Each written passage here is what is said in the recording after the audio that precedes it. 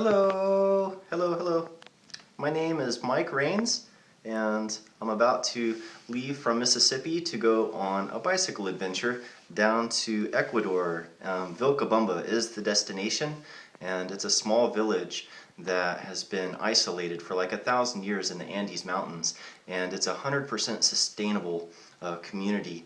And people there live to be super old and healthy, and I'm just gonna ride my bicycle down there and check it out.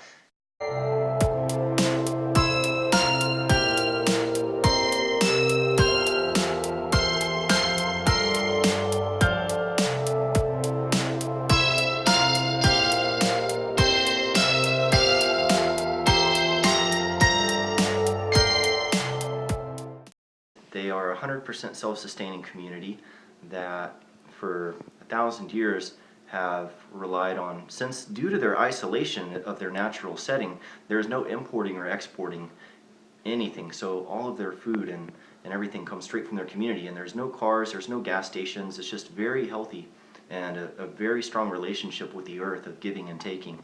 And so I ended up growing Hopi tobacco. It's sacred tobacco, and this tobacco is not for personal consumption. It's a shaman tobacco that if you do smoke it, you'll get sick and hallucinate, and so it does not sound very pleasing to me. So it's a ceremonial tobacco that I'm taking with me, that because when I ride the Natchez Trace, I pull the animals out of the road that I see and that are still fresh within a day or two, and biologically speaking there's still lots of life inside of them.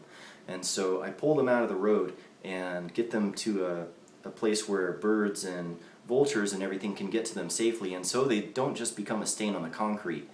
And then I was telling this story to a friend of mine who had traveled in Washington State, and she observed a lady pull out a pouch of something and sprinkle it over an animal that had been hit on the side of the road that had died. And so my friend went over and asked her what she was doing, and the lady was happy to explain to her that she had found an owl on the side of the road and it had been hit by a car, and so she took it home to her garden and planted it and grew tobacco over it.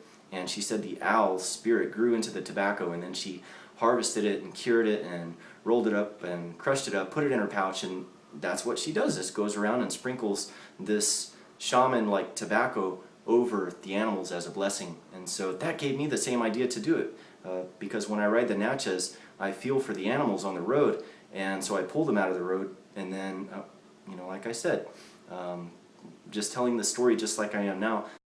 I'll be gone for 6 months, and whenever I return, late May, early June, I'll be enrolling in summer school to finish my BS degree in geology.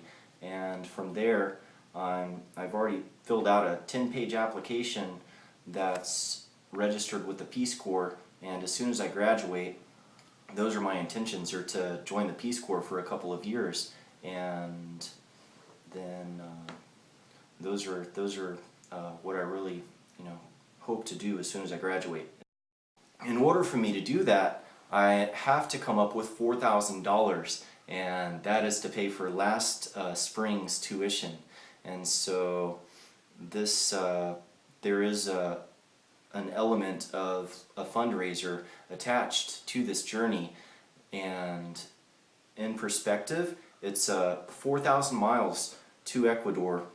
If I were to fly there, it's 2,000 miles, but the route that I'm taking makes it 4,000 miles, and to return is another 4,000 miles. So it's $8,000, and what I was asking, or what I was hoping to raise through this fundraiser, would be $4,000 to pay for my tuition, so that when I get back in June, I can jump right into school and finish.